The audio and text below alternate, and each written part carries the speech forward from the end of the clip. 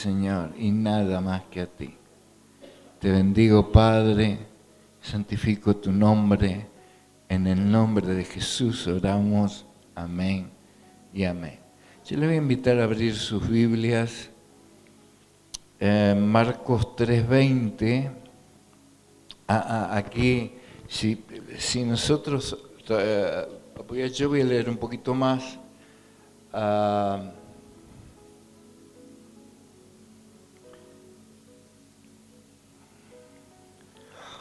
En Marcos 3:7 dice: Mas Jesús se retiró al mar con sus discípulos y le siguió una gran multitud de Galilea, de Judea, de Jerusalén, de Idumea, del otro lado del Jordán y de los alrededores de Tiro y de Sidón, oyendo cuán grandes cosas hacía. Grandes multitudes vinieron a él y dijo a sus discípulos que le tuviesen siempre lista la barca a causa del gentío, para que no le oprimiese, porque había sanado a muchos de manera porque había sanado a muchos de manera que por tocarle, cuando tenían plagas, caían sobre él. Y los espíritus inmundos al verle, se postraban delante de él y daban voces diciendo: tú eres el Hijo de Dios. Mas él le reprendía mucho para que no le descubriese.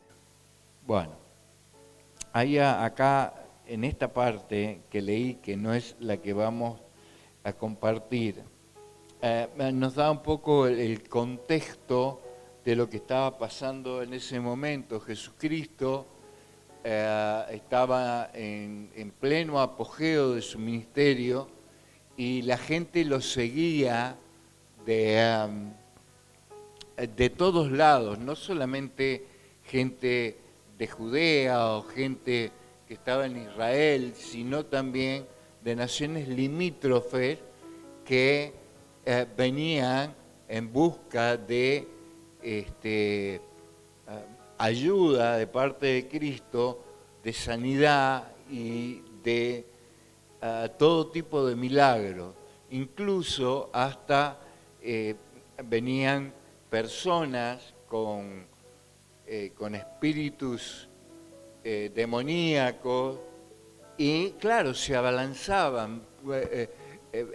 Imagínense una multitud enorme, una sola persona, esa persona estaba rodeada por toda esta gente y todos querían tocarlo y todos querían recibir su bendición, sabiéndole que si le tocaban, ¿no?, quedaban sanos automáticamente. Entonces él, por seguridad, tenía a la orilla ahí del mar una barca para poder subirse y poder retirarse si había algún tipo de aglomeración.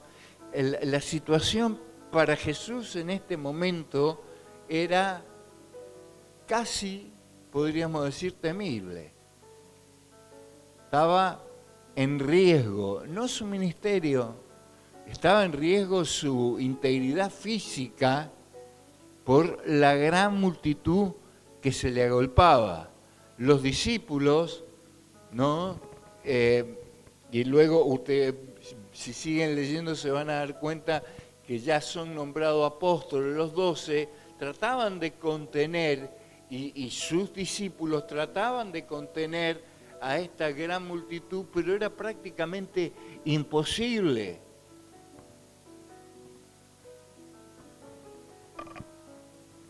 Por eso hablamos del veredicto de la conducta. Cuando seguir a Dios Padre o a Jesucristo es una locura. Y en el 3:20,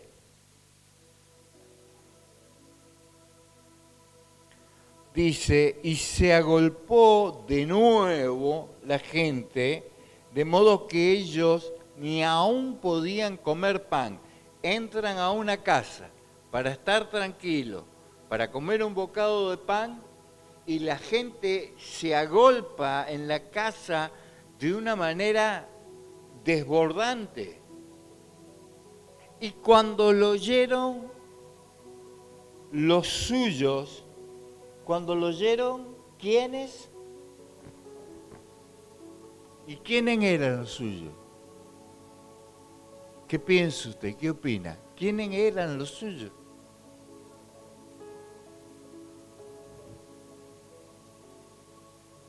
La familia. Los suyos, no suyos, suyos. ¿Quiénes son los tuyos? Familia. Lean, a ver un poquito más adelante.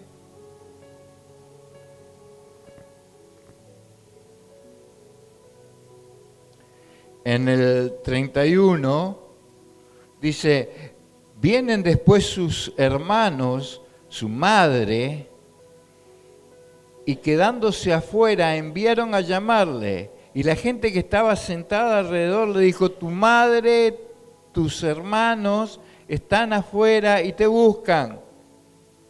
Y acá otra vez el evangelio de la sospecha. Y él le respondió, ¿quién es mi madre y mis hermanos?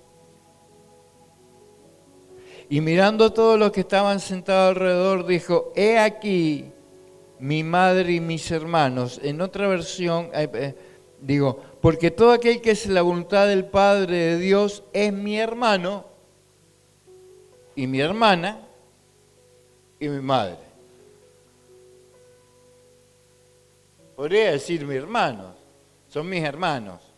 No, pero dice son mis hermanos, mis hermanas y mi madre. ¿Ah? Este es para el Evangelio de la sospecha, para que uno vaya tomando nota y cuando uno lea la palabra de Dios pueda identificar estas particularidades, ¿no? Y era su familia.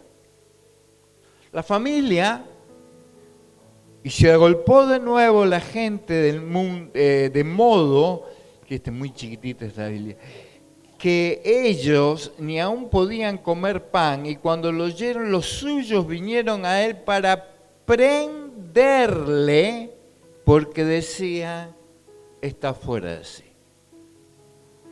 Los hermanos, la madre y los hermanos fueron a buscarlo a Jesús con cuerdas visibles o invisibles para prenderlo.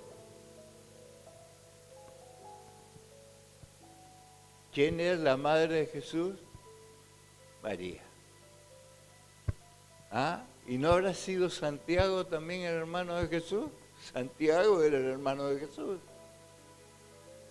Hasta ese momento ellos no creían en Jesucristo y en las obras que Él hacía.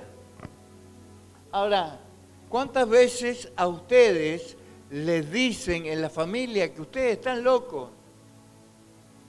Que lo que hacen en la iglesia, que porque están metidos en la iglesia, porque van a la iglesia, están locos. Bueno, el primero que pasa esto es el mismo Jesucristo, ¿no? Entonces, vemos la escena en Capernaum, ¿no? Y nos damos cuenta que la propia gente no eran, en este caso, en principio, los fariseos, los escribas, los que afilaban el cuchillo, era su propia gente que lo estaba esperando para llevárselo a casa. En el texto griego original es llevársele, y a menudo se utilizaba este término para decir, para arrestarlo, detenerlo porque para ellos Jesucristo, su hijo, su hermano, estaba desquiciado. Estaba totalmente loco. El detalle de escudriñar las Escrituras nos da estas pequeñas perlitas que uno puede descubrir, ¿no? Y nos pasa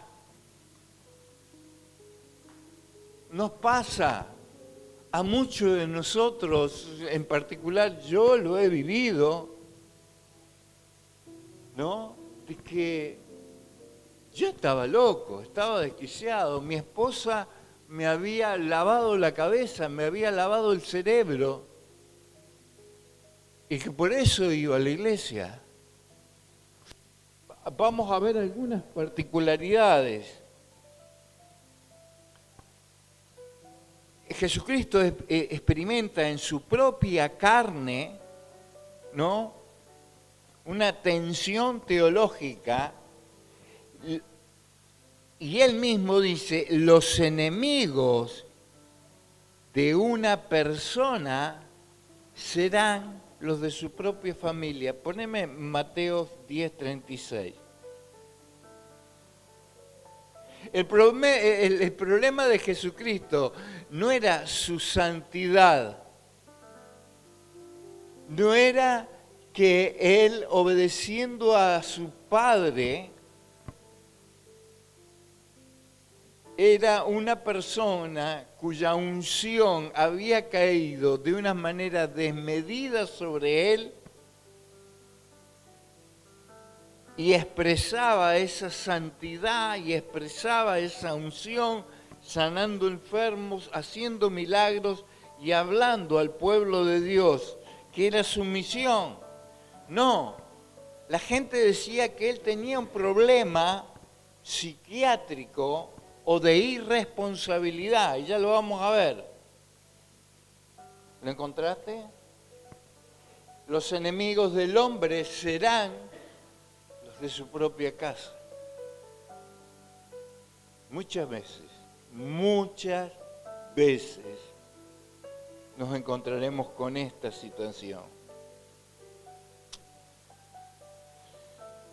Hay 3 leyes de la cordura humana versus la ontología del reino. O sea, lo humano versus la esencia del reino de Dios. Entender que su familia lo consideraba loco, para entender esto, tenemos que entender los valores del mundo. Y él dinamitó estas 3 columnas sobre las cuales los seres humanos organizamos nuestra supervivencia. 3 columnas puntuales. Renunciar a la seguridad. El taller de carpintería, a Jesucristo, aparentemente, el taller de carpintería le iba muy bien. Él fabricaba yugos para animales. Por eso es que él hace su aporte, ¿no?, diciendo que su yugo es fácil y su carga es ligera. Él fabricaba yugos. Tenía un sueldo fijo, una entrada semanal, una posición respetable, y él tiró todo por la borda para ser un predicador ambulante que no tenía dónde recostar su cabeza. No, había dejado su casa, había dejado todo por amor a su Padre. Para la lógica del mercado y de la economía doméstica, dejar la estabilidad por la incertidumbre es una insensatez.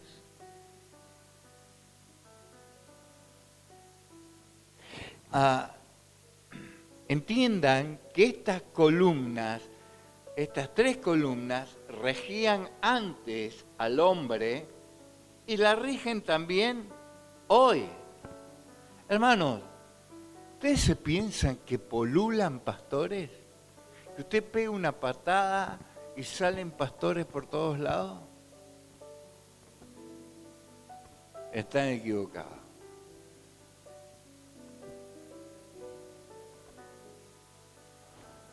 Hay cada vez menos personas que quieren el pastorado.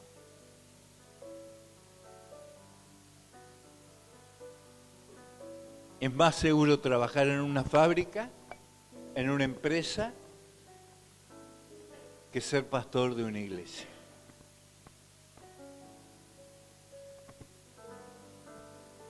Acá nunca se habla de esto, pero nosotros vivimos de lo que entra ahí.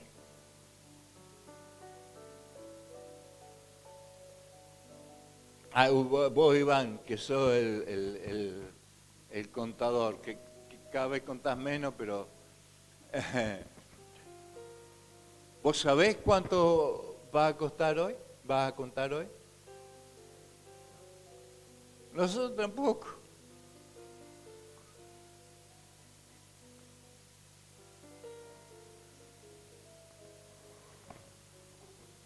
Y cada vez hay menos. Y cada vez se recurre a la manipulación de la palabra para hacer que las personas dejen su dinero ahí. Entonces va a haber ministerios tremendamente grandes y tremendamente populares que predican un evangelio mentiroso, ¿no es cierto?, haciendo decir a la palabra cosas que no dice la palabra para que el pueblo cada vez esté más empobrecido y el pastor esté, o los pastores o la familia pastoral estén pasándola bien. Y eso un día se tendrá que dar cuenta delante de Dios. Renunciar a mantenerse a salvo.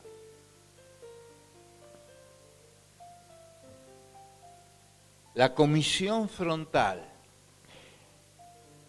Ninguna persona sensata enfrenta al establishment del momento. Jesús fue directo, atacó a los fariseos, atacó a los escribas, atacó al gobierno ortodoxo de su nación, cuando el instinto humano trata de preservar, ¿no es cierto?, y mantenerse a salvo, preservar su integridad física para mantenerse a salvo, y él rompió con esa otra columna, la desarmó, la hizo pedazo. Nosotros queremos estar a salvo. Nosotros queremos vivir a salvo, ¿o no? Entonces, queremos tener una seguridad financiera. Queremos tratar de meternos en los menos problemas posibles para estar a salvo.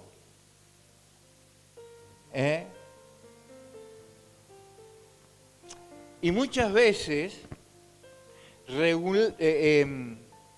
renunciar al prestigio social, una sociedad bastante particular. Mire, uno para iniciar un movimiento de las características de Jesús buscaría personas que fueran gravitantes dentro de una sociedad, que fueran importantes dentro de una sociedad para poder llevar a cabo, para poder llevar adelante el ministerio que él tenía pensado. Su ministerio era nada más y nada menos que llevar el Evangelio a toda criatura en todo el mundo. Y para eso elige pescadores sin letra, elige cobradores de impuestos, que eran considerados traidores a la patria, elige celotes, que eran nacionalistas fanáticos, revolucionarios en contra de Roma, porque acuérdense que todo Israel estaba bajo el dominio romano. Él buscó una pandilla de marginales con la que ningún hombre prudente elegiría lanzarse a una empresa de esa manera. ¿Sabe una cosa? Y hoy sigue eligiendo esos mismos hombres. A usted, a mí. Posiblemente personas sin letras, sin importancia, que el mundo nos tiene como unos más. Pero cuando el cristiano está auténticamente convencido de la misión que conlleva ser discípulo de Cristo, está arraigado en una fe radical. Y esa fe radical es inmanente en el ser humano. Inmanente quiere decir que no puede ser de otra cosa y que no trasciende, que no sale, que está dentro nuestro. Y es esa fe la que nos sostiene, la que nos mantiene y la que nos lleva a ejecutar obras de fe que son trascendentes.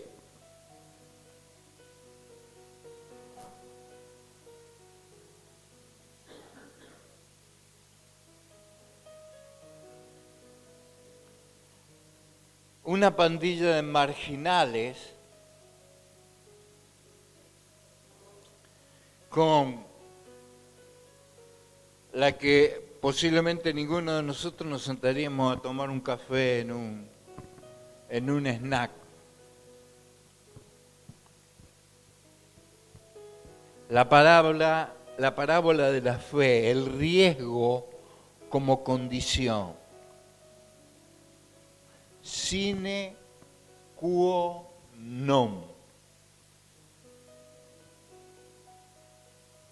Sin la cual no es algo. Eso sí significa estas palabras. Sine quo non.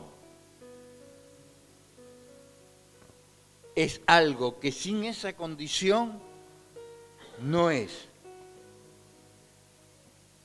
Decía H.G. Wells, para la mayoría de las personas, la voz de los vecinos suena más alto que la voz de Dios.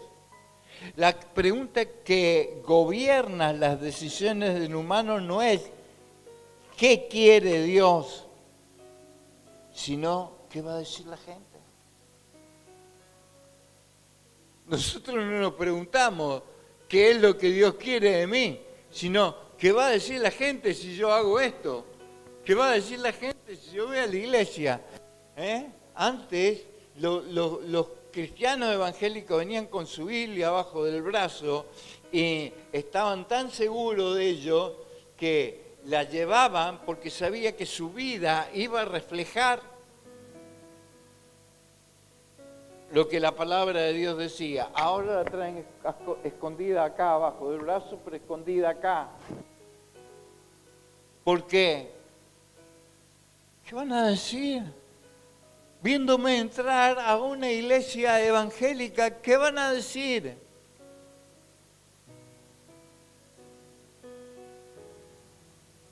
La familia de Jesús estaba horrorizada por el ridículo social y el peligro físico que corría a Jesucristo. ¿Y sabe qué? Este riesgo no es opcional, es sine qua non, sin lo cual no se puede ser. Como discípulos nosotros afrontamos una realidad que sin esta convicción, sin esta agallas, sin esto de llevar adelante el nombre de Cristo, porque Él ha afectado tanto mi vida, ha afectado tanto mi corazón, ha afectado tanto mi mente, me ha llenado de su Espíritu Santo, ha convertido mi vida de lo que era a lo que soy ahora. Hay una condición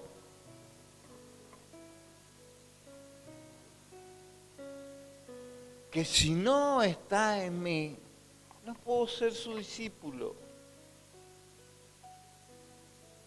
Sine qua non del discipulado. Sin eso no sos un discípulo. Eso es lo que quiere decir.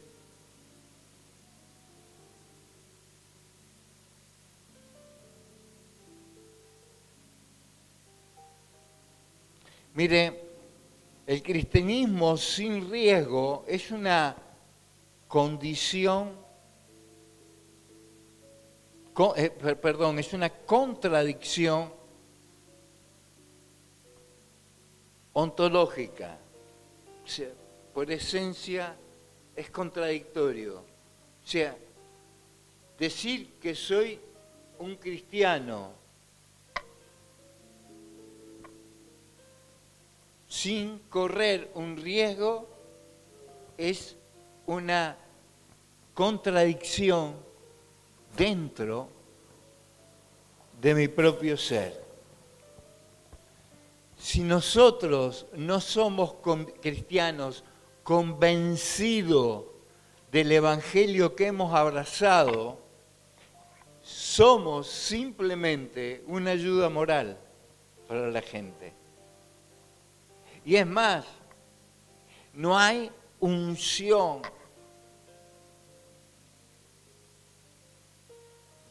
Unción para hablar al otro. Unción para que la otra persona reciba la palabra y se convierta al evangelio y se sane de sus enfermedades, que no siempre las enfermedades de las personas son físicas. Pregúntenle a los psicólogos y a los psiquiatras, cada vez hay más. Y si nosotros no corremos riesgos, verdaderos riesgos, más allá de la crítica, más allá de la burla, verdaderamente no vamos a ser sus discípulos. Hay una historia, El salto de los ojos cerrados, de Juan Bunyan. Muchos lo conocen a Juan Bunyan porque ha escrito El progreso del peregrino. Juan Bunyan fue encarcelado, metido preso por predicar el evangelio, como decía. Y hay una particularidad, no solamente fue metido preso,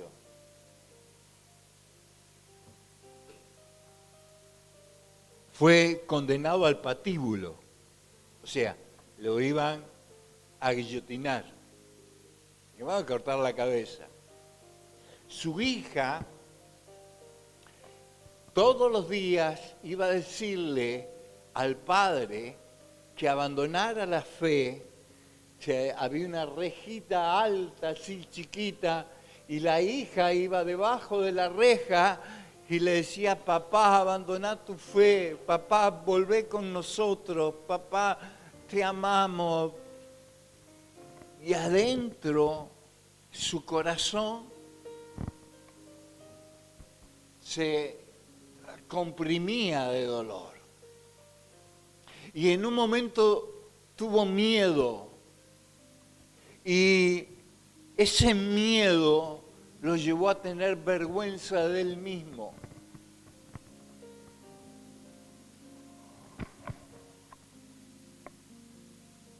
Estoy decidido a seguir adelante y a arriesgar el todo por el todo con Cristo. Pegaré un salto a ojos cerrados de la escalera a la eternidad. Me hunda o nade, Señor Jesús, si me quieres recoger, recógeme, y si no, yo me lo juego todo por tu nombre. Esas fueron sus palabras de despedida. Pero él se avergonzó de él mismo por tener miedo. En un momento sintió terror.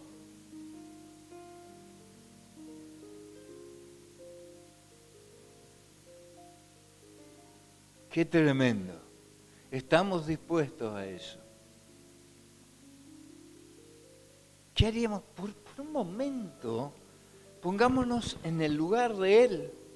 Sentir los gritos de todos los días, su hija que venía a llorar y a pedirle por favor que negara su fe.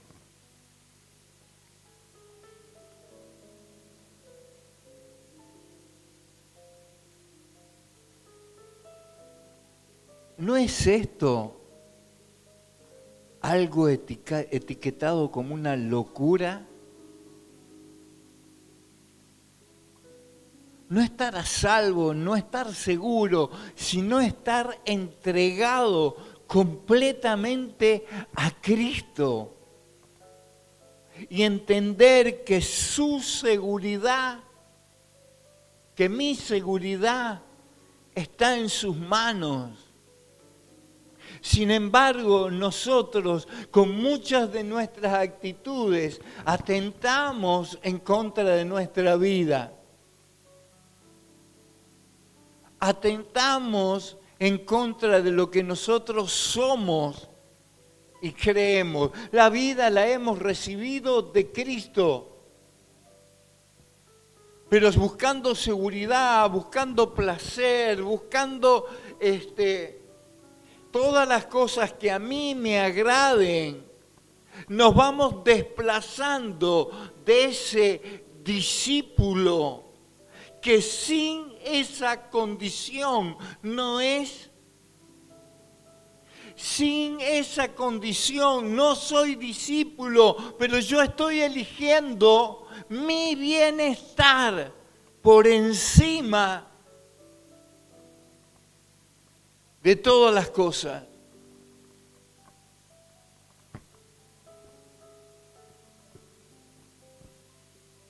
Sabiendo que ese camino ancho me lleva a la perdición, sin embargo, camino displicentemente por él,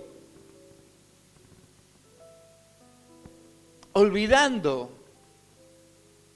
más allá de que Cristo haya hecho sanidades y que en su tiempo dice que prácticamente la enfermedad no existía, porque por donde él andaba la sanidad pululaba y los pueblos eran sanos. Pero cuando llegó el momento de entregarse a lo más grandioso, tremendo, que fue la muerte y la muerte de cruz para la salvación de tu pecado y de mi pecado, no retrocedió, porque Él dijo que había venido para hacer la voluntad del Padre. Mi hermano, ¿estás haciendo la voluntad de tu Padre?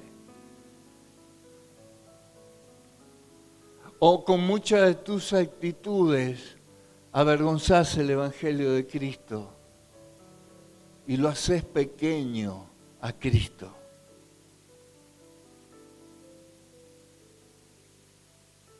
Muchas de nuestras actitudes muestran más la comodidad que a nosotros nos gusta vivir, que el sacrificio de darlo todo por Él.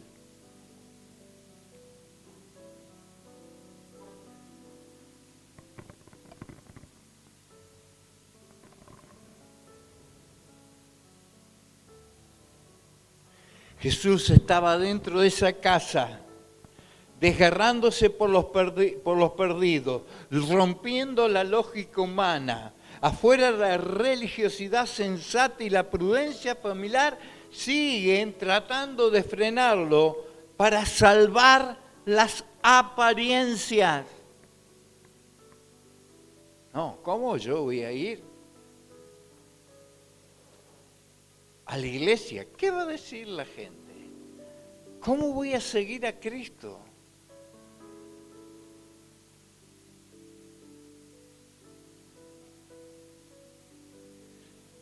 La pregunta para cerrar este mensaje sería, ¿prefieres que el mundo te considere una persona cuerda y respetable?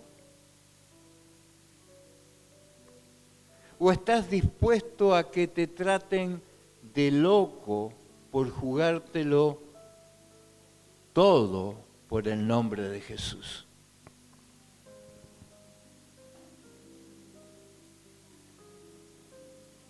¿Prefieres que el mundo te considere una persona cuerda y respetable o estás dispuesto a que te traten por loco por jugártelo todo por Jesús?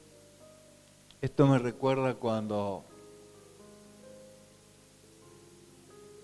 decidí ir a Santiago del Estero a ver si podía remontar una iglesia que no quedaba nadie. 6 años allá y dejando un grupito de colaboradores acá.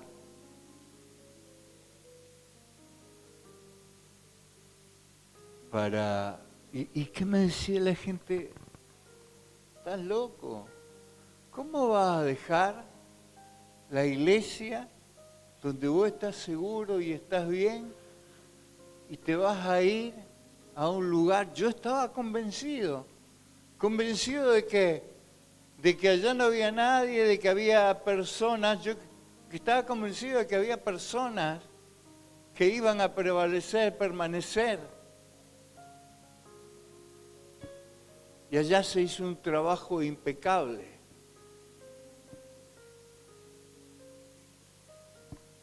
Y luego nos tocó volver, y no es que acá la iglesia había desaparecido.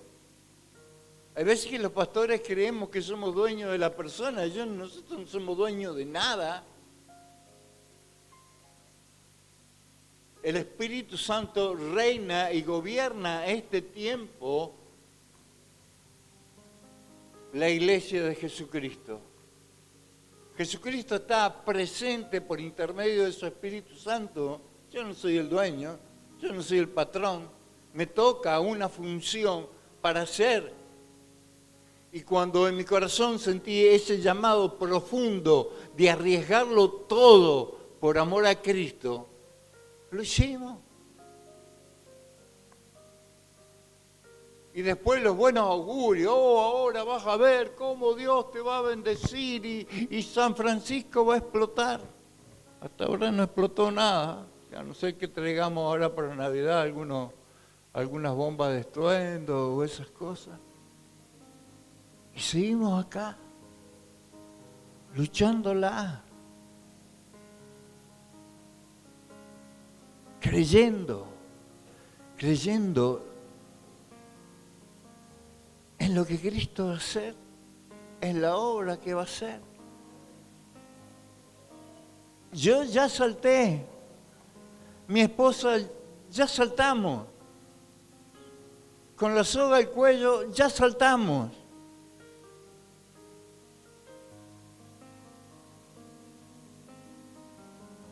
Y Señor, sosténnos tú, recógenos tú, Señor mío. Nosotros ya saltamos por ti. ¿Se anima usted a saltar por Cristo?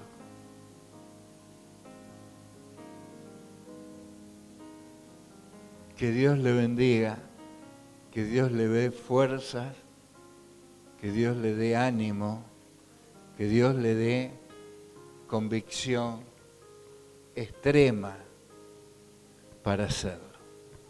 Amén y amén.